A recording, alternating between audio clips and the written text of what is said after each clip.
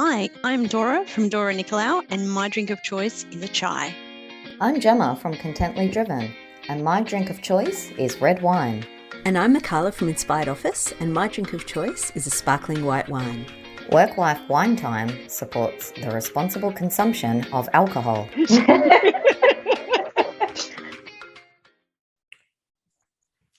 Hello and welcome to episode 47 of the Work-Life Wine Time podcast, the podcast for Australian women in business who are looking for connection and the support of other women who are sharing the same business journey.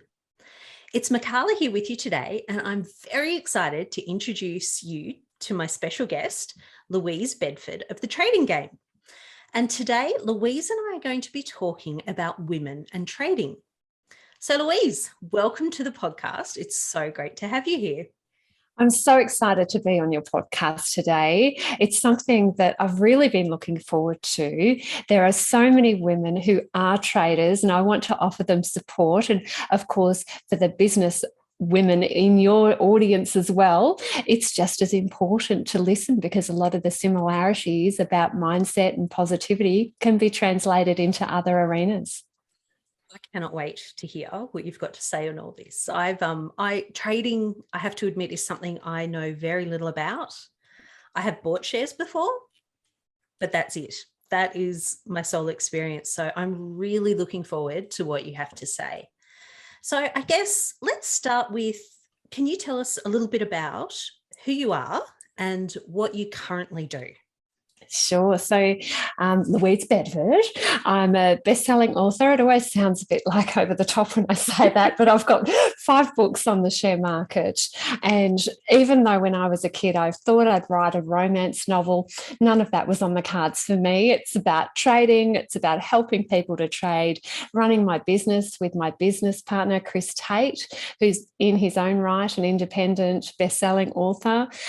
We run a mentor program to help people just like you learn how to trade, to develop a side income, and to free up some time in their lives so that they have the power to say no to an over-commanding boss. See, you've just said the magic words to me, free up time in your life. That's what my personal business is all about. So this is fantastic. Can't wait to get into this. So Louise, what did you do before you became a trader? Oh, look, I worked for a multinational company. I was on the whole corporate ladder to success. It was really exciting way back when, but I haven't worked a job in so long, a real job. It is even hard to remember back then, other than I got stuck up in the politics in my head, and I was a national manager and my ego was huge. And it was because it was such a big multinational as well, it was so geared towards the blokes, to getting ahead, to working long hours, and to making sure you gave your life and heart and soul to the company. And really, as a trader alongside that, thank goodness I had another source of income because everything hit the fan. I lost the use of my arms for 3 years. They didn't want to have a bar of me at all. Once you're disabled, often people just write you off. And I had a side income. So yay, I was still in business. It just wasn't with them. Wow. So you were actually a trader before you left? Yes. Your job? Yes. Okay. So I had my head turned in, it was like, this is going back into deep time. But when I was in year 11, my father made an amazing gold trade on the markets. We went from living in practical poverty to, hey, we've just bought a boat. Oh, we've got 2 cars. Oh, wow. Oh, why? Yes, I do want that coat. I think this is really rather grand. So it turned my head enough to get me really, really interested. And I've got 3 sisters. One of my sister's boyfriends was a trader. He said you would be perfect at this.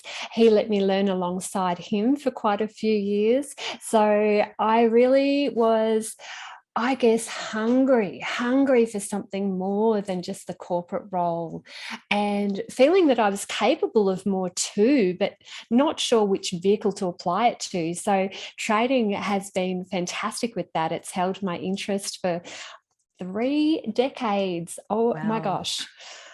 That's fantastic. Tell us a bit more, like, I really like to know a bit more about your transition from your corporate job into trading, because from what I've heard so far, it's a really interesting story. So like to Yeah, share that with us. for sure. Look, I think a lot of us get to the point when we start work that we're very excited, and then things sort of taper off as reality sets in. I was still in that very excited about my job situation. So I'd been working for 5 years or so at that stage, and I had a health condition where it just meant that I just couldn't work full time anymore. I didn't even know whether I'd ever do anything of value again. So I traded with a pen in my mouth so I could tap the keyboard with this pen in my mouth. And I had my broker on speed dial. I'd already been making a little bit of money alongside my job, but all of a sudden things took on a new urgency. I became so disciplined and so focused, and I worked according to a trading plan. I made sure that I followed that trading plan to the letter, just like I was a little robot. I didn't deviate from the plan that I had on paper. I made checklists, I ticked off checklists. It could have been to the point where it was a little OCD-ish, I fully admit, but it was fantastic because it meant that I had the ability to make money out of thin air. And that's what I wanted. That's amazing. So you mentioned that you had a trading plan. Where did you get that from? Did you develop that yourself, or? This is actually, it shows you the depths of my ignorance here. When I got started, you remember when we used to go into banks, you put Back money in the dark days. back in Yeah. so cast your mind back.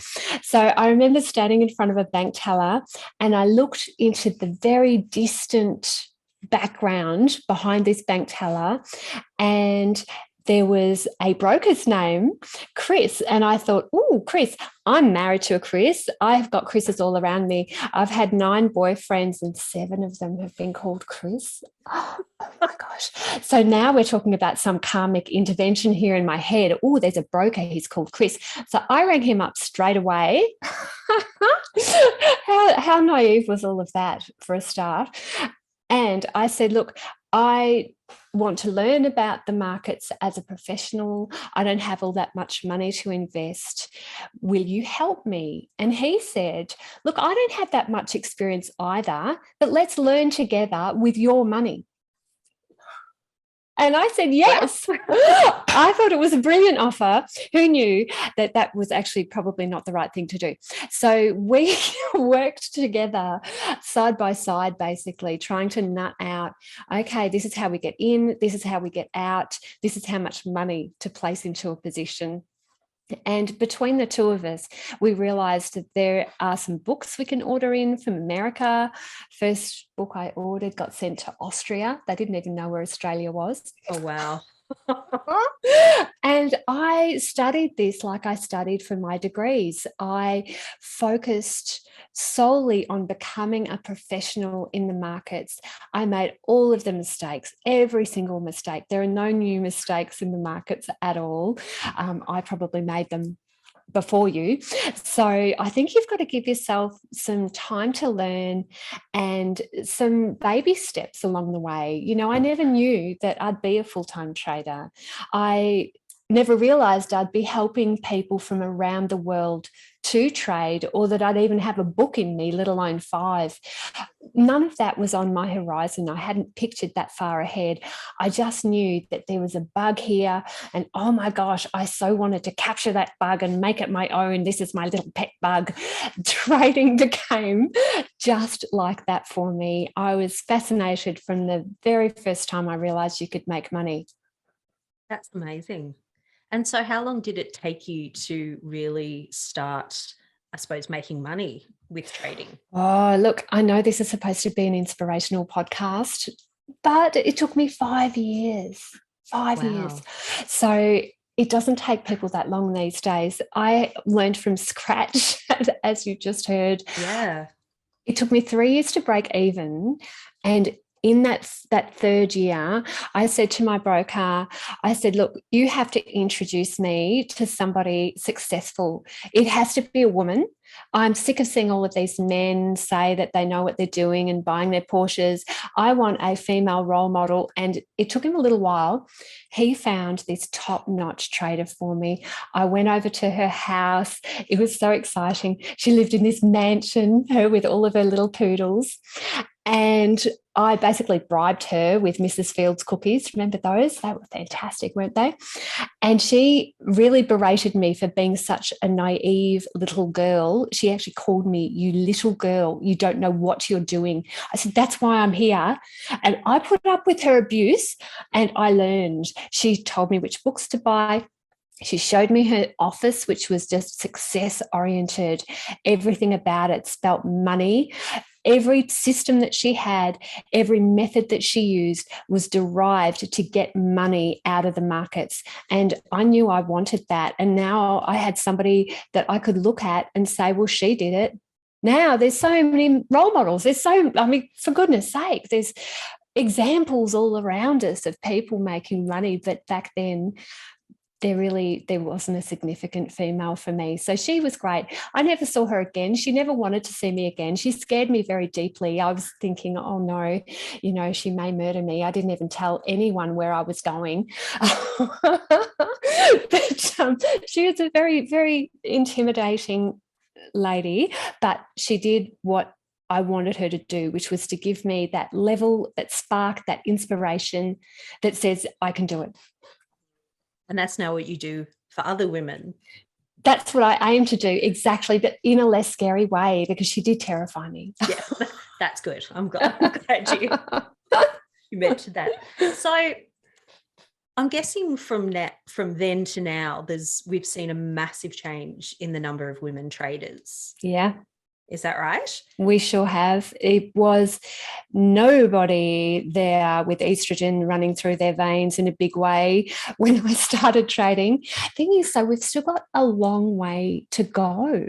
If you look in the UK, the chances of a hedge fund being run by a guy called Dave, you wouldn't think there'd be that many of them, would you? But apparently there are.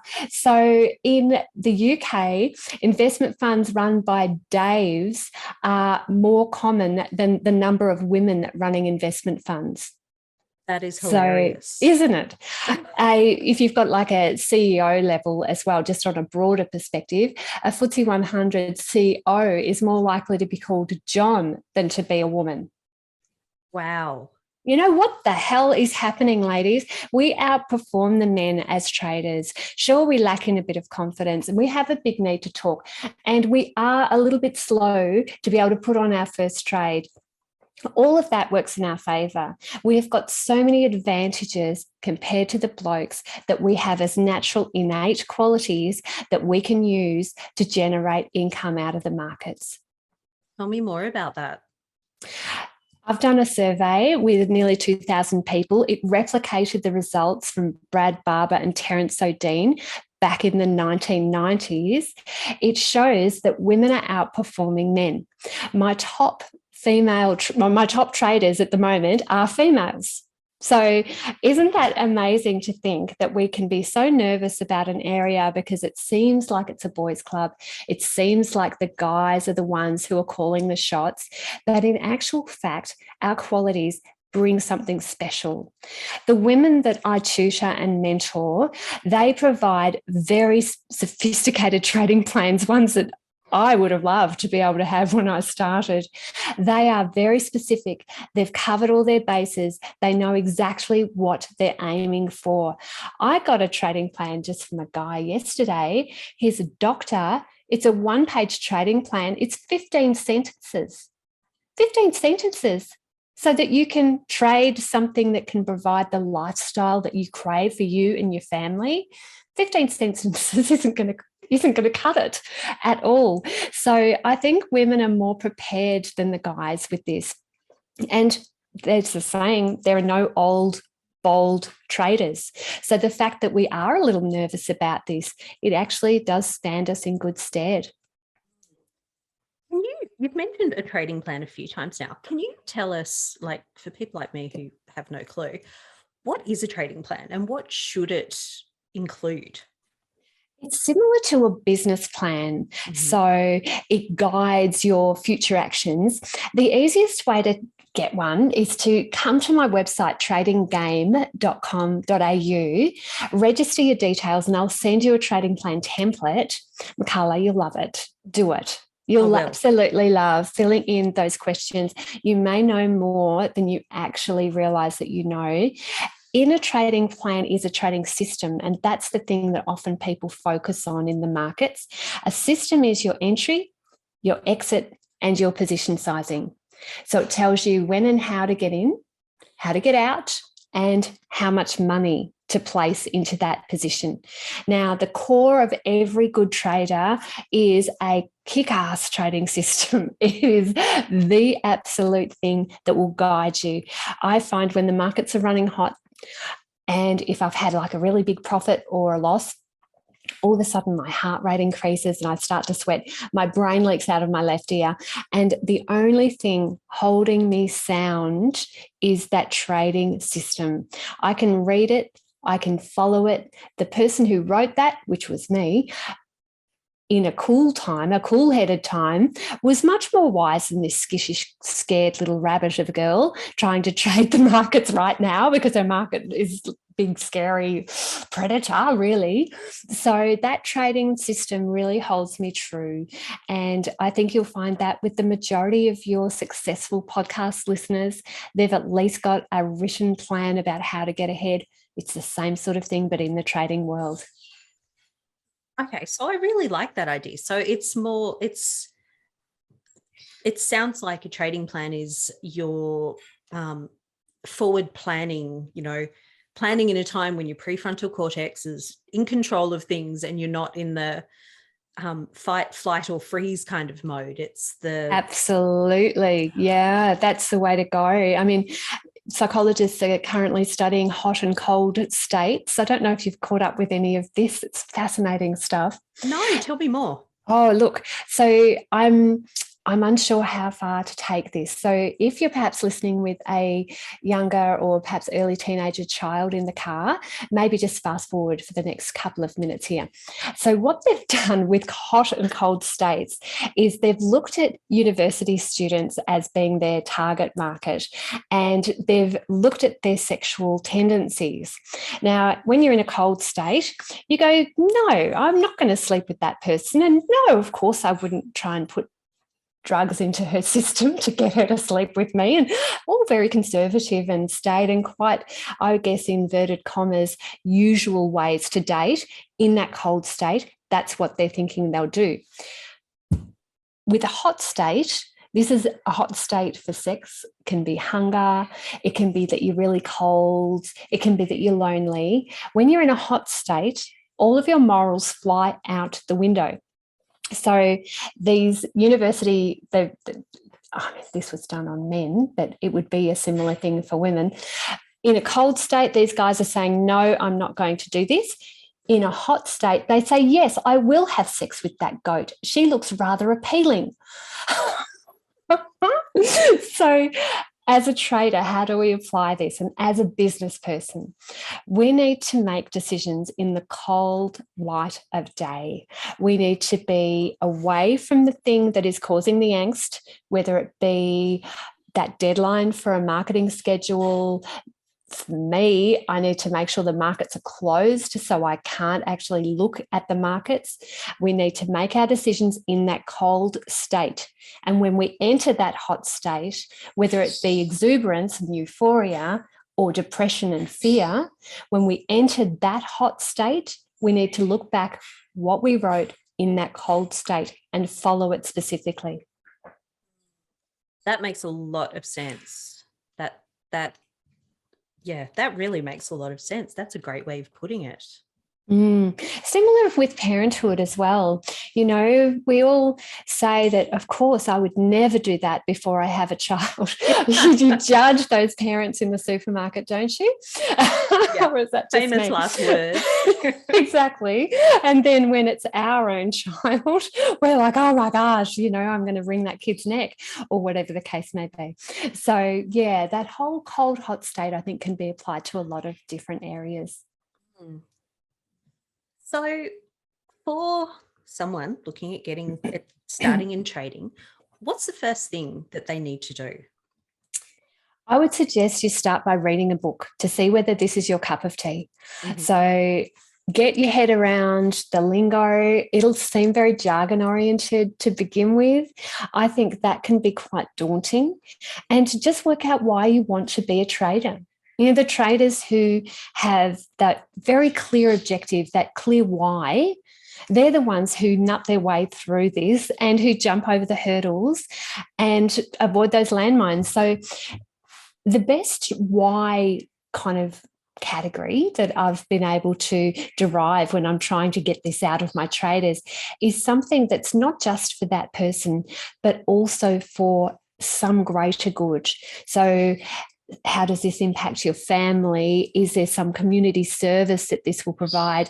Is there some broader ripple effect out into the world that you can provide? One of my traders, I'll give you an example, exceptional trader for the last 20 years. I'm very happy to call this gentleman my friend now. I mean, once you start looking at a couple of decades together, surprising how well you get to know each other. He trades for 6 months of the year and uses that money for the charity that he's set up in Africa. He's a carpenter and an electrician. He, until COVID, was going over there training people in a village about how to be carpenters and electricians. Now, that takes a lot of money, because you've got not only the time that it takes to be able to take 6 months off, you also have to be able to fund that type of educational initiative. So that why, I remember talking with him literally 20 years ago, and he described what he wanted to do. Sure, it took him 10 years or so to do it, but he's been doing that for ages now, and it's just so refreshing and rewarding to see. It's bigger than just you. Trading can be something that can give you the vehicle to impact not only your life, but your entire community, maybe even the world. So I want you to think bigger than just earning a couple of dollars on the side.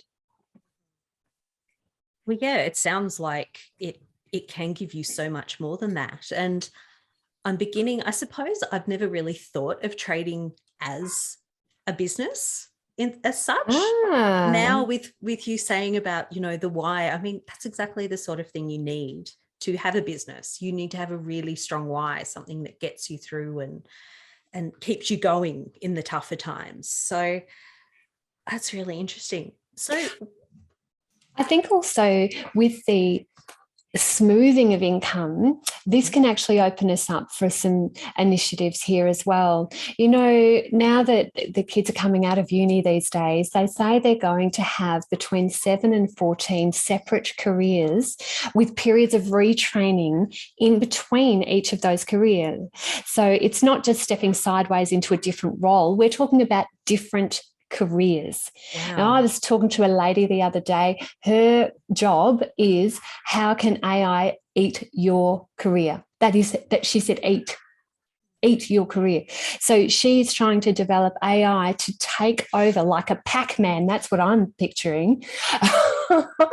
All of these people's careers. Now, that step sideways takes retraining in between. You need to have a period where you can support yourself, learn about that new role that you're going into, and be self-sufficient so you don't end up starving. Trading can smooth that. And I think for me, in particular, I know it's all about me with this podcast, but think of it in your own situation too, that I needed to transition because of a health issue out of a very full-on career.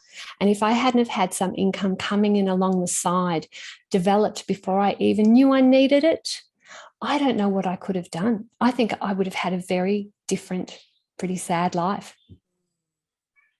So how many people that you've worked with end up trading as a full-time job, and how many sort of do it part-time along with whatever else they're doing?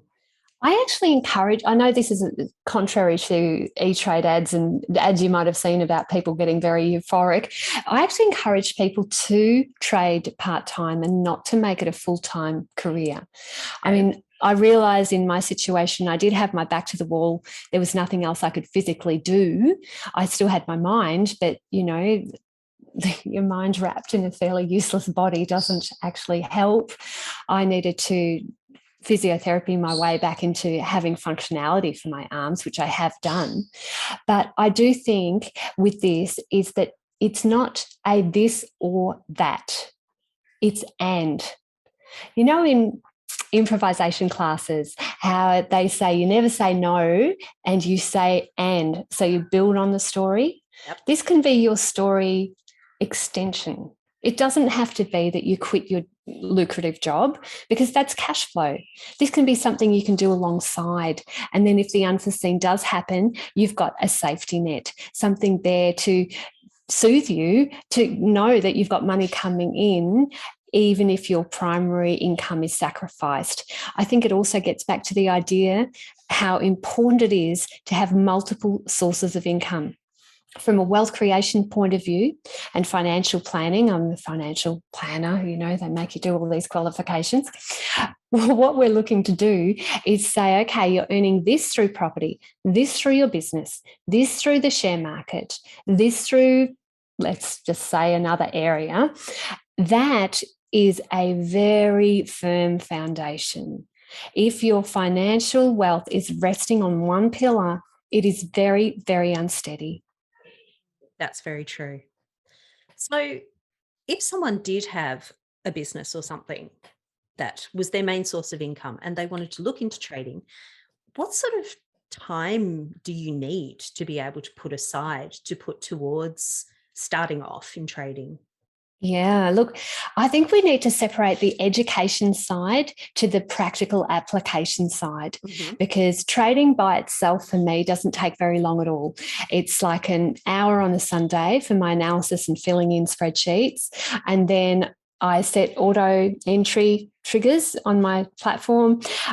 I make sure that my auto stops are entered on my platform on Monday, and then I leave it, because I've found the more that I tinker, the less effective it actually is. So from the trading part, you can take as little as, say, half an hour a day, or even a couple of hours a week, shall we say. Wow. Okay. From the learning side, though, that will be a lifelong endeavour. That is going to always be something you're going to want to focus on, because it's fun. It's fun to do. I still love it. I still, after all of these years, find that it is so fulfilling to feel like you're really mastering a complicated area. I had a client of mine, Ted. I was with him 2 days before he passed away. He was 98. Oh, wow.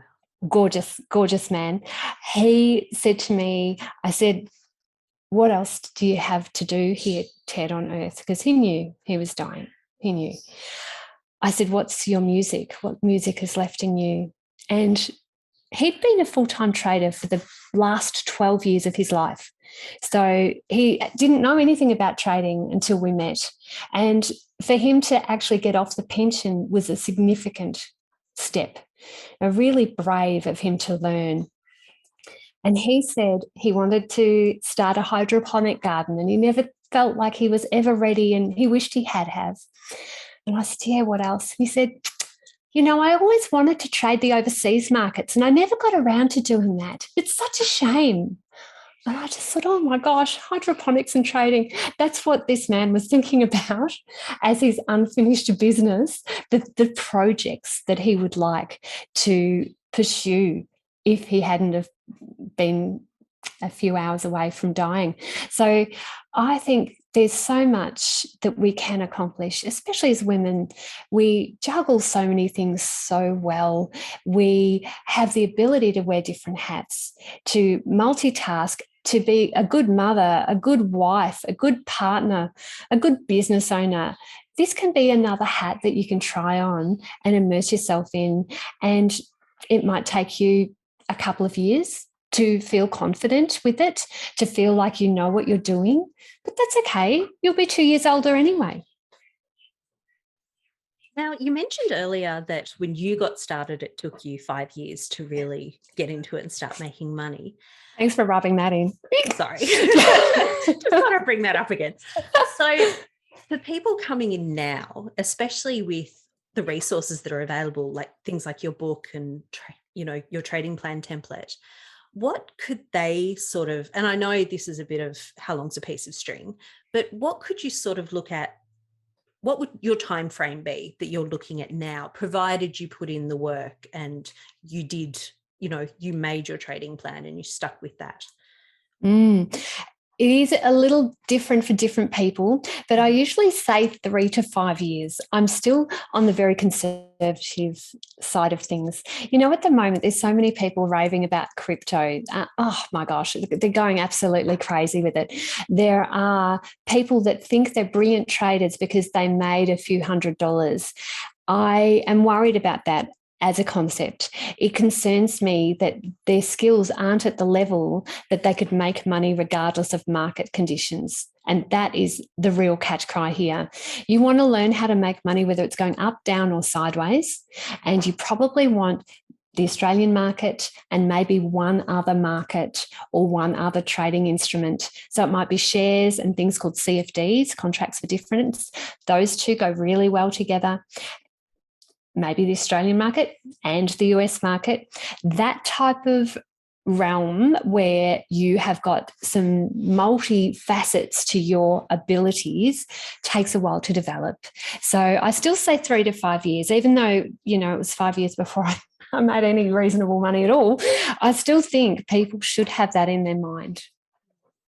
Yeah, I agree with you. I think it's always best to be conservative in something like that. If it happens earlier, that's a bonus. It's like anyone going into business. You can't expect to be a great success in your first year. You've got to learn and try and learn and fail and learn and try to get there. So I guess, again, the parallel in my head between trading and business, it really is just like starting a business. Yeah, it is. It is the quintessential small business. You have got everything within you to get it started now. And I've found that the people who run their own business sidestep into trading so beautifully. I think that whole business mindset, that concept translates directly into being an effective trader. So for everyone listening, you're already ahead because you're already thinking in this way. You've already got connections. Michaela talks so much about the importance of finding other people to support your dreams and goals. Connections is really where it's at. If you don't have those connections in the trading world, let me be your first. I'll be there for you, baby. I answer every single email personally. So you email me, Louise at tradinggame.com.au. I will answer your email. It's not my secretary, it's me. Those connections really count. We need to draw off each other's strengths to be able to fulfill our dreams and take other people with us. Everything that you talk about on your podcast is directly applicable to trading. That you just said all of that so beautifully. That's fantastic. And I have to admit that I'm beginning to feel like I need to take up your challenge. Yeah. I've got you like your head turning a little bit, have I? It's a good thing. Like, I can't have you say these things. And it's like, I feel like I need to try this. So, you can probably expect an email from me. Good. I like that idea. I think also the interesting aspect with this is that we don't realize how much our skills can generalize. Like if we think of KPIs in the usual business, we often don't realize that one KPI can actually generalize to another almost similar area. We limit ourselves, we limit our thoughts. It's like we're horses with those blinkers on, just with tunnel vision. Really, if you expand it out into a different vehicle, your skill sets can directly translate. That's very true. So you mentioned that, business people are obviously people that are interested in trading, what other types of walks of life have you come across or have you worked with? Yeah, so many. Oh my gosh. Um, we've had an amazingly successful artist. She knew nothing about mathematics at all and was quite repelled by it. And because I use candlesticks, which is a specific technique, it shows red and green on the chart. Green being the color of growth, so the money's growing, red being the color of blood, so funds are bleeding out. After she saw red and green, it was like something clicked for her. And she just went, oh my gosh, this is like a painting. I said, yes. Look at the story. Look at the drama. Look at the bulls and the bears fighting with each other. It's like a soap opera. Once you can see the essence of the chart and read that chart, then that can tell you so much about the players behind it. Are they exuberant? Are they crazy greedy? Are they so excited that they've told their partner that they're going to go to Fiji this Christmas on this profit? That will drive prices up, because all of this is a reflection of the people purchasing and selling the shares. If you can read human emotion, you can make money out of this. So lots of different people make money. We've had corporate executives and medicos and people with their own business. Of course, they're probably about a third of our database. They are exceptional. Really, any walk of life at all. I've taught my nieces and nephews how to trade. I taught one of my nieces when she was 11 years old, and she was a freaking superstar at it. Oh my gosh, she just did beautifully. Managed to travel around the world when she was 19 on her share trading profits. That is fantastic. Yeah. So I think be careful about limiting your views. I have got this going on in my life, so I can't be a trader. Oh my gosh. I would be able to introduce you to somebody with an almost identical set of circumstances who's killing it in the markets. So don't believe your own BS. I like that. That's a good one. So you mentioned that you taught your nieces and nephews. So how, is there an age limit on, or I don't mean an age limit, but I mean a starting age. Yeah, how that can work legally or anything. How does it work? If I wanted to get my kids into trading tomorrow, what do I need to know? They do. To trade in their own name, they need to be able to have that 18 years and above type of situation set up. But really, I think there's so much more scope for younger kids. If you can get them when they're really fresh and crisp and still interested in what you're doing before they turn into such surly later teenagers, I think that is perfect time. I think at the age of 10 and 11 is probably prime time. You can show them charts. You can show when there's more green than red, then people are buying it and we want to buy it. When there's more red than green, people are selling it, so we want to sell it. You can teach them life lessons through trading. With my niece, I said to her, here's your trading plan. Let's make sure you understand every part. When she was 11, I funded her and I said, any trade that you do according to this trading plan, if you follow it exactly and you make a profit, you get to keep 50% of that profit. If you make a profit and you don't follow the plan, all of that profit is mine. That's an interesting way of doing it. I like that. And the losses I wore. Because, you cop losses in the market. So she was the most diligent little 12, 13, 14, 15-year-old I've ever seen, because that trading to a set of rules, it made money. It made money for her. So she, I think, was guided by that success, and she applied rules to other areas of her life. Study habits, and eventually now how to find a husband. All of that is the things you're probably already doing with your kids in a different format, where you can actually reinforce lessons by giving them some money to trade with, and you can learn alongside them too. That's fantastic. So how much do you need to get started in trading? Yeah, it's always tricky, this one, isn't it? It's not as rotten as real estate. I mean, real estate really cripples people when they want to yeah. start out, doesn't it? Absolutely. You can start with less than this. There is no doubt. Like, one of my traders laughed in my face when I told him this, and he goes, "Oh, Louise, you would have no idea how little I started with." I always suggest 15,000 and above. As an adult, 50,000 is fantastic because you've really got a firm foundation there. You can weather a few losses as you're learning, and with the position sizing, you never have to change it. You can trade the $50,000 portfolio and a $5 million portfolio in exactly the same way. If you start with less money, there are some things you have to do to get started, which don't translate to a $5 million portfolio, for example.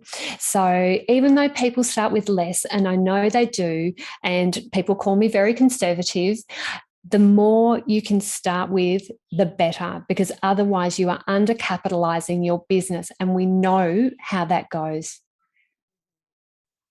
And you've mentioned candlestick a few times. Yes. And I think I read somewhere that you were referred to as the candlestick queen. Oh, yes, I am. What is this? What is this sorcery? Can you tell me a bit more about that? Oh, so candlesticks are the way that the little individual prices are shown on the chart. So they're the things that I was saying that are green or red on the chart. And it's actually an ancient Japanese technique. So yeah, it was from the rice markets when I went over to Japan, and I met some of the Japanese traders, and being a best-selling author of a book on candlestick charting, it was so much fun. They showed me actual rice bales that they traded using candlesticks way back when. So yeah, go figure. But nowadays it's all on our computer. So luckily the charting package, or if you've got like ComSec or ANZ or NAB Trade, any of those, you would have even seen them on the news or in newspapers with candlestick charts. When I first wrote about them, they weren't popular at all. They weren't common at all. But I like to think I've got my own way with that. Everybody talks about candlesticks now. So the candlesticks just tell you, essentially give you the information, like you said before, if it's green or if it's red. That's it. Yeah, right. It gives you 4 pieces of information, an open and a close, and a high and a low for the one candle. And once you've got a whole heap of those stacked next to each other, you can read the psychology of the market. And if you can read the psychology, you can make a buck out of it. You mentioned before that you've got a free resource for our listeners. So tell us again, what is that and where can they find it? Come and visit me at tradinggame.com.au.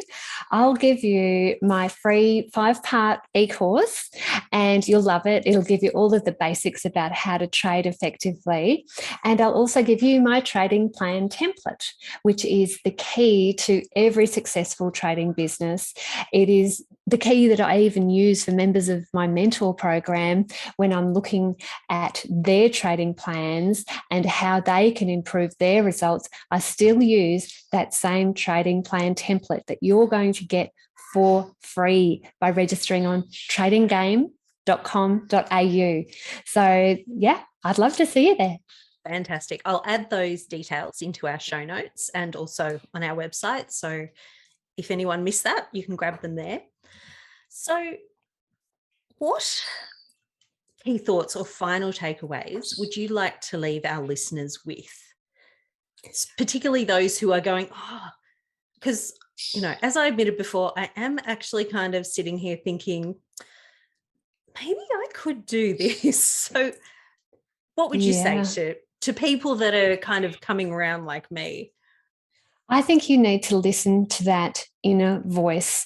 That is going to be your voice of clarity, and the thing that is going to give you a buzz and a spark and that little extra feeling of excitement in the morning. As adults, I think we squash that little voice down, and that little voice forgets to talk to us after a while. before you know it, our life is in black and white instead of color. So if you do have that curiosity, if you can feel it feels like a bubble of excitement inside you, if you've got a bit of that going on, then hell, you've got to investigate what that is about. We are only on this planet for such a short period of time. If you keep squashing that bubble down, it's going to pop. And it won't be there for you when you're wondering why your life isn't the way you were hoping. So explore, investigate it, come and visit me at my website. It'd be great. That's fantastic. Well, thank you so much for spending the time with us today and explaining more about trading and what it is and how we can all get involved and do it. I do admit that I've learned an awful lot, and yeah, I think I might just go to your website and sign up for that. You know what, as well, is you are spreading the good news here. The fact that you have realized that there are communities of women that are feeling not a part of that big men's world and that they need each other's support to provide this vehicle and this platform the way that you're doing, I just applaud you, and I just think it's fantastic. So on behalf of all of your listeners, thank you for everything you're doing. Oh, thank you so much. Thanks for tuning into our podcast. If you enjoyed it, hit subscribe. If you'd like to learn more, then check out our website, www.workwifeonetime.com.au. While you're there, jump on our mailing list to receive special updates and offers from our guests. Until next time, take care and drink responsibly.